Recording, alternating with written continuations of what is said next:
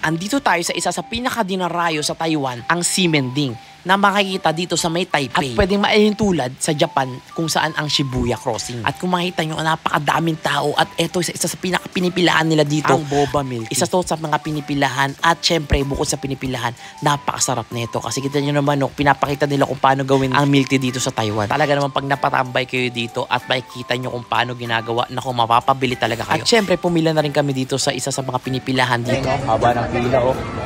Tignan natin to, Jay, no? Masarap daw dito, eh. Hindi natin to. Basta pupuntahan natin yung mga, ano lang, pinipilahan. Mga pinipilahan, syempre, yun yung the best. 200 new Taiwan dollars. So, equivalent yan sa 500 plus pesos dito sa Pilipinas. At apat na to. Take note, apat na to, ha. So, tikman na natin kung talagang masarap to at bakit dinarayo to. For you guys. It's okay. It's okay. Thank you. Thank you. Ito, tikman natin talagang pinipilahan. Ang haba pa rin hanggang ngayon, oh. At bukod sa mura siya, kita nyo naman, may choices kami kung anong sauce na pwede namin ilagay. At take note, only din yan, ha. Kaya talagang sulit na sulit dito. Urot. Kaya naman pala siya pinipilahan. Hindi na uubos mo na kanina pa yan, eh. At yung mga tropa natin, mga kabayan natin dito. Shout out. Ingat po, sir, ha. Mag-ingat po. Enjoy po, enjoy. Kamusta, Jay? Sarap.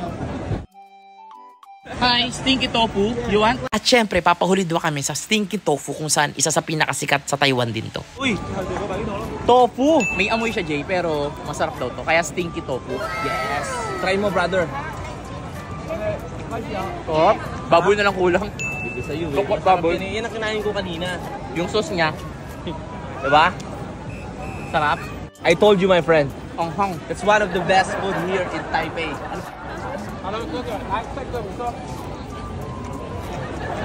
Paborito ko to, eh. Ay, may dessert, oh. Right. 50. Yeah, one. Oreo? Aha. Okay. At ito naman isa sa pinakasikat na dessert nila dito, yung Oreo. Niluluto nila sa mantika. So, tikman naman natin to. 50. Thank you. Ano to? Dumpling. O, sige. Pag tinry mo rin tong Oreo. Dumpling naman to. Magkano ganito? 50. Sarap na. Ano yun? Dumpling. Oreo. Ano lasa? Oreo. Malamang Oreo yan, eh. Oh, Oreo. Para sa'yo to. Kainin mo. Lasang Oreo. Ganito pala sa Taiwan. Talagang tayuan habang kumakain. No, wala lang nakitang mga nakaupo, eh. Walang nakaupo dito. Hindi sila naglalagay ng table.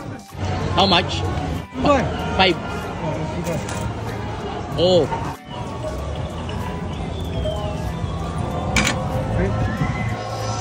Sauce.